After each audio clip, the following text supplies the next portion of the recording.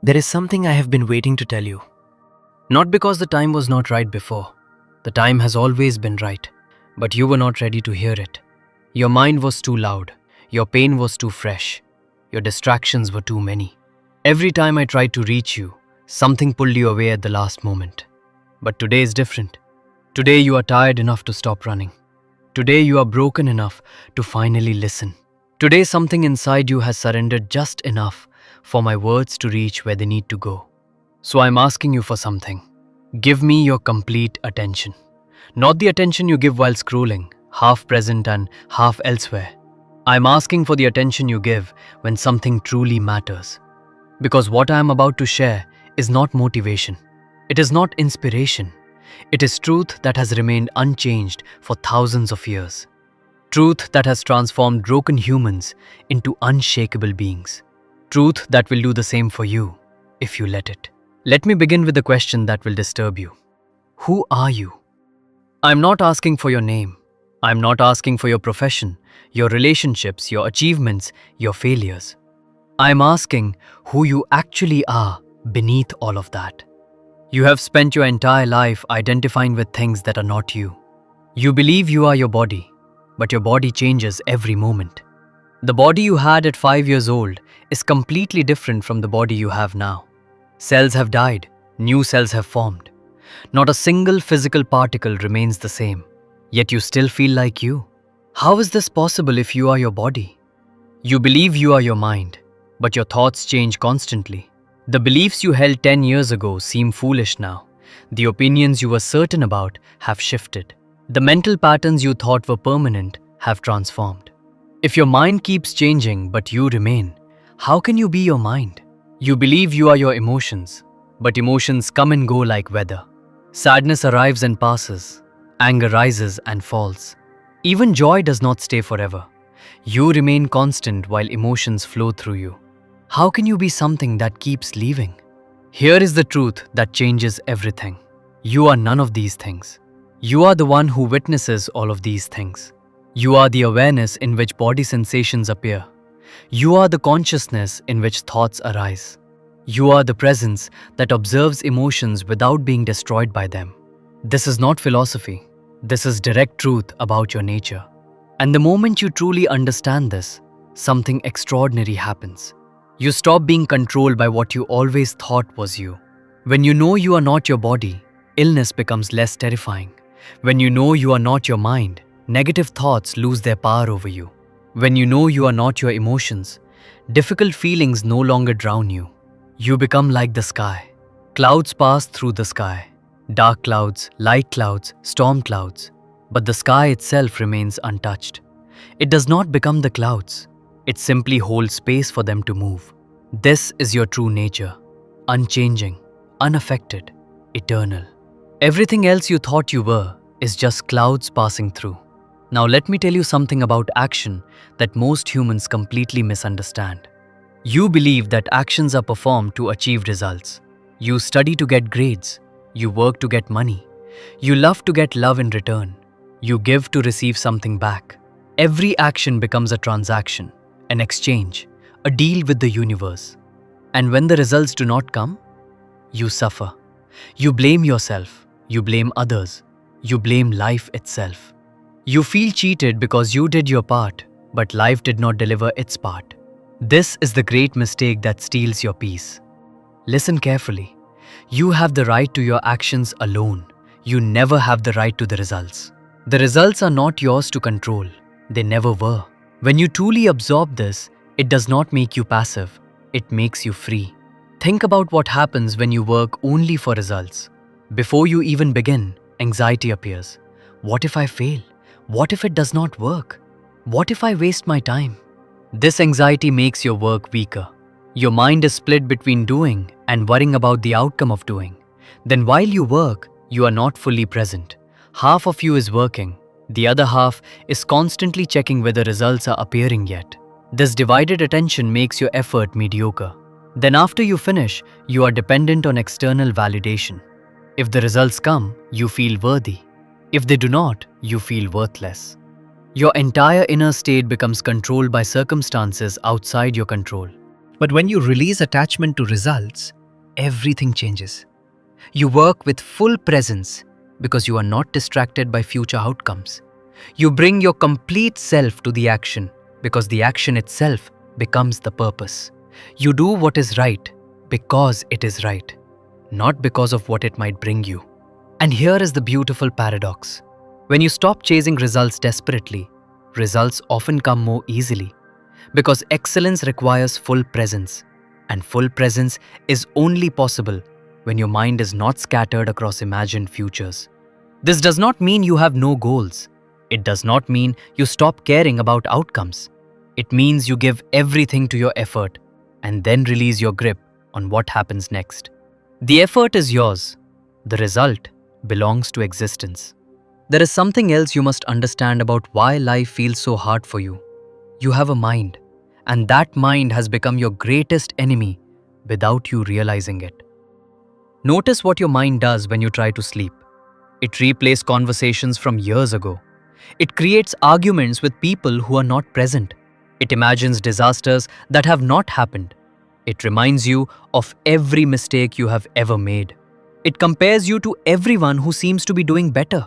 Your mind is supposed to be a tool, a servant that helps you navigate life. But somewhere along the way, the servant became the master. Now it runs constantly, without your permission, creating suffering you never chose. The mind that is uncontrolled drags you through life like a wild horse dragging its rider. Wherever it runs, you are forced to go. Whatever it thinks, you are forced to feel. You have no freedom because your own mind has imprisoned you. But here is what you need to know. The mind can be trained. It can be brought under your guidance through two forces: practice and detachment. Practice means consistently redirecting the mind where you want it to go. Every time it wanders into worry, you bring it back. Every time it spirals into negativity, you guide it elsewhere. Not once, not twice, thousands of times, until the mind learns that you are the master. Detachment means not feeding the mind's obsessions. When it creates a dramatic story, you do not engage with the drama. When it offers you fear, you do not accept the offering. You observe the mind's movements without being moved by them. This is not easy. I will not lie to you. The mind is restless. It is turbulent. It is stubborn and difficult to control. But it is possible. Others have done it. You can do it too. And when you do, when your mind finally serves you instead of enslaving you, you will experience peace you did not know was possible. Now let me address something specific that has been blocking you. Doubt. You doubt yourself constantly. You doubt whether you are capable. You doubt whether your decisions are correct. You doubt whether you deserve good things. You doubt whether your effort will matter. This doubt feels like wisdom. It feels like being careful, being realistic, being humble. But it is none of these things. It is destruction wearing the mask of caution. Doubt destroys more dreams than failure ever does. Because failure happens after you try. Doubt prevents you from trying at all. Failure teaches you something. Doubt only paralyzes you. Watch what doubt does to your life. An opportunity appears. Immediately doubt whispers that you are not ready. A dream excites you. Immediately doubt argues that it is not practical. A person shows interest. Immediately doubt warns that they will leave eventually. Doubt is not protecting you. It is preventing you from living. Here is something you must understand. Certainty is not required for action. Courage is required. Courage is not the absence of doubt. It is the decision to act despite doubt. The humans who transform their lives are not the ones who feel certain. They are the ones who move forward anyway. They carry their doubts with them, but do not let doubts make decisions for them. When doubt arises, do not fight it. Do not try to eliminate it. Simply do not obey it. Notice it. Acknowledge it. Then act in the direction that matters to you regardless. Doubt will always visit. Welcome is not required. Obedience is not required. Only forward movement is required. Let me share something about success and failure that will shift your entire perspective. You treat success and failure as opposites. Success is good, something to chase. Failure is bad, something to avoid. This seems obvious, but it is actually the root of your suffering. When you see success and failure as opposites, your inner state becomes dependent on external outcomes. Good results make you happy, bad results make you miserable. You become like a leaf blown by the wind.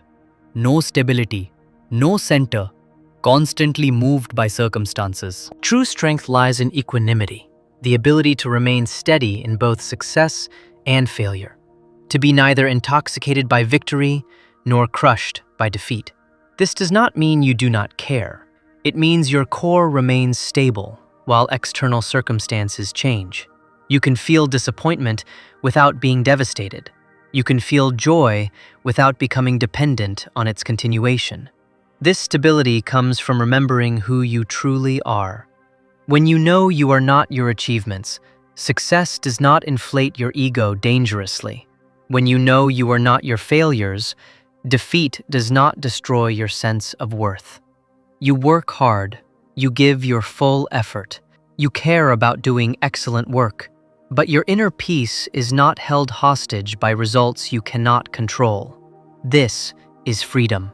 Not freedom from action, freedom within action.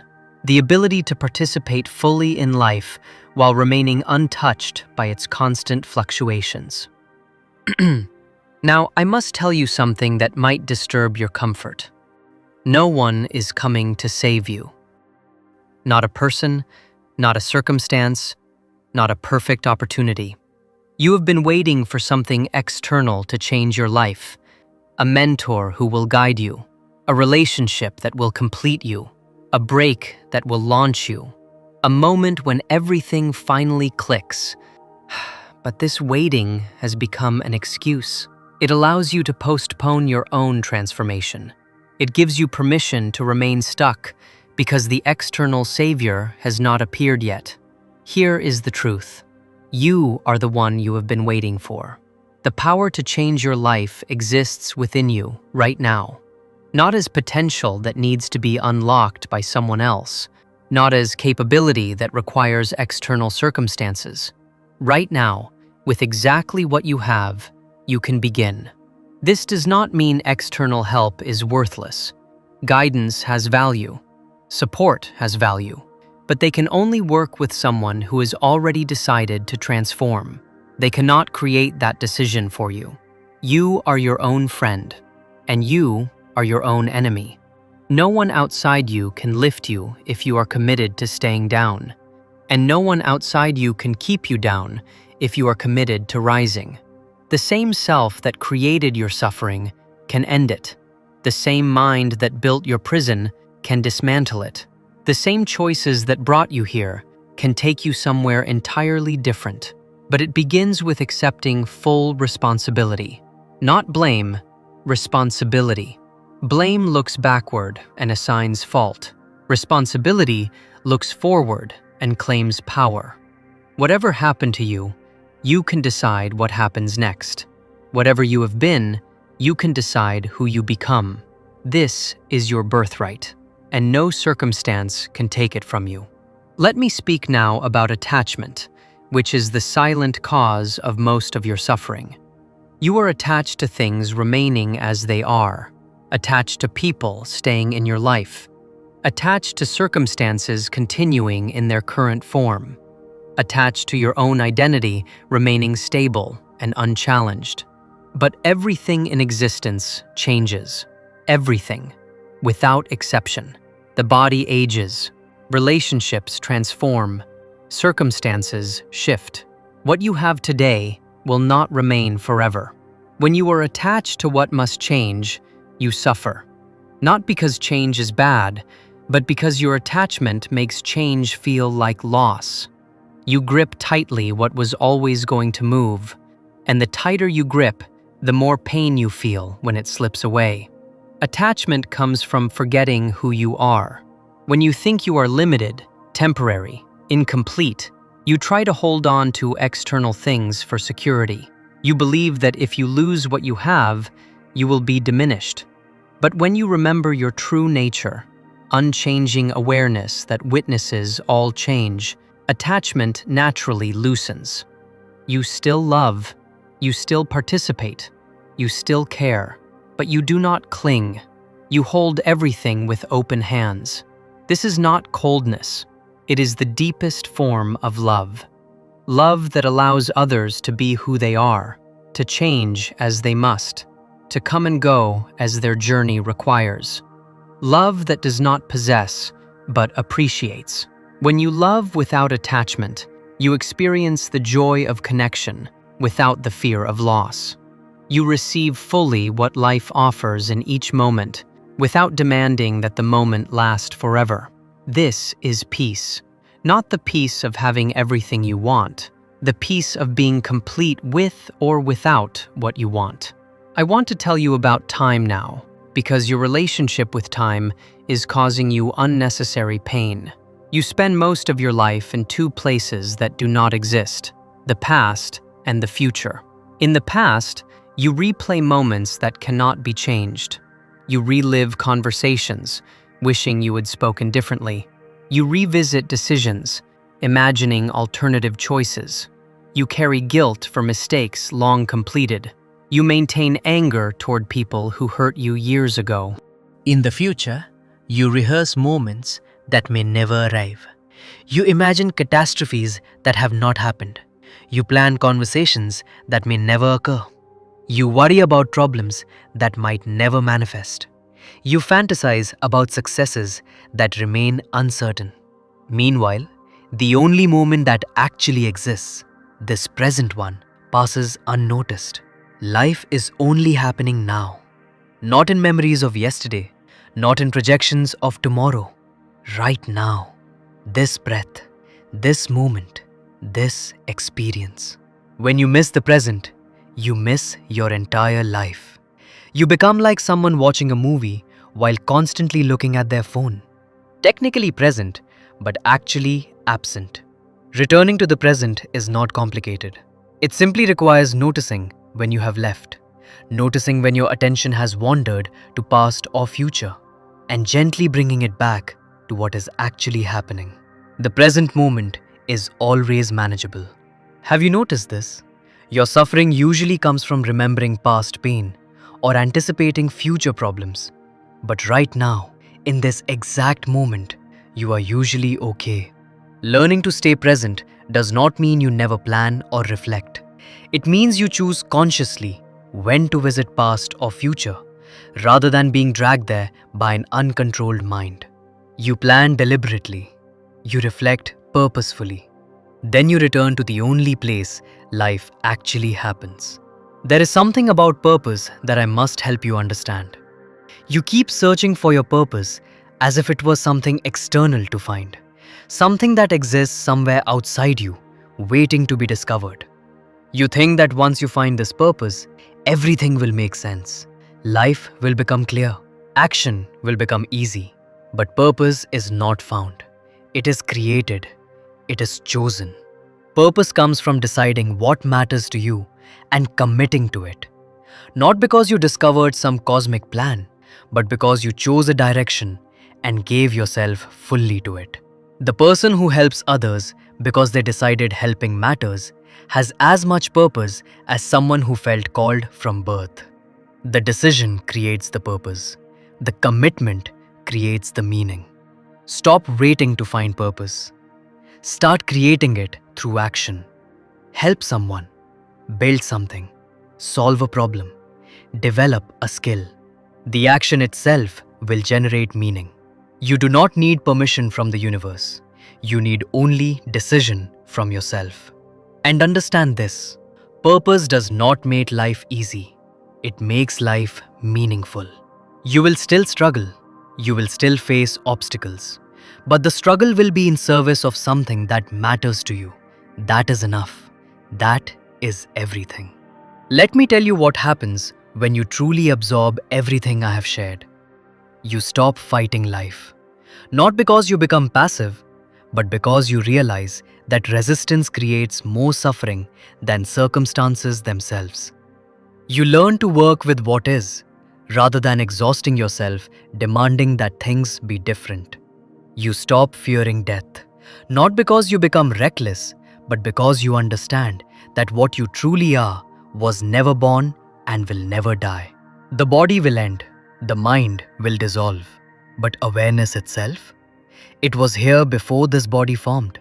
It will be here after this body returns to earth. You stop comparing yourself to others.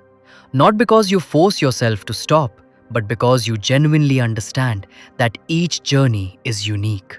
Comparison becomes meaningless when you recognize that no two paths can be compared. You stop postponing peace. You realize that happiness is not something to achieve later. It is something to allow now. It has always been your natural state, obscured only by mental turbulence. When the turbulence settles, happiness is simply what remains. You start living as the witness you truly are, participating fully in life, working, loving, creating, struggling, but not losing yourself in any of it. Like an actor who plays a role with complete commitment but knows they are not actually the character. This is liberation, not escape from life, complete engagement with life, without suffering. So here is what I ask of you now. Remember this conversation, not as information to be stored and forgotten, as truth to be lived.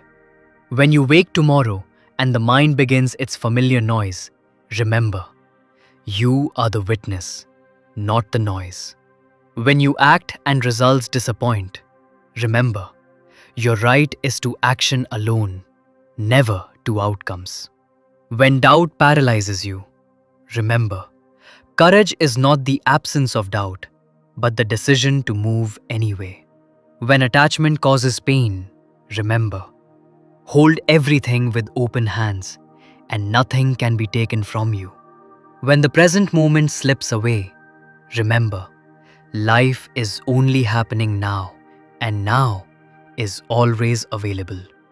I have given you what remains unchanged across all time, what transformed humans thousands of years before you were born, what will continue transforming humans thousands of years after this body you wear returns to dust. The question is not whether this wisdom works. It works. It has always worked. The question is whether you will live it, not think about it, not agree with it, not share it with others while ignoring it yourself. Live it in your next decision, in your next difficulty, in your next moment of doubt. Live it. I have done what I came to do. I have spoken what needed to be spoken. Now the choice is yours. It has always been yours. And I am with you, whatever you choose. Not watching from somewhere far away, not judging from some distant heaven. Here, now, within you, closer than your own heartbeat. I have always been here. Now you know, and everything can change from this moment. In this video, Krishna is portrayed as speaking directly to you as a form of storytelling and reflection. This is a creative and educational interpretation inspired by the wisdom of the Bhagavad Gita. It is not meant to be taken as a literal or personal message. Jai Shri Krishna.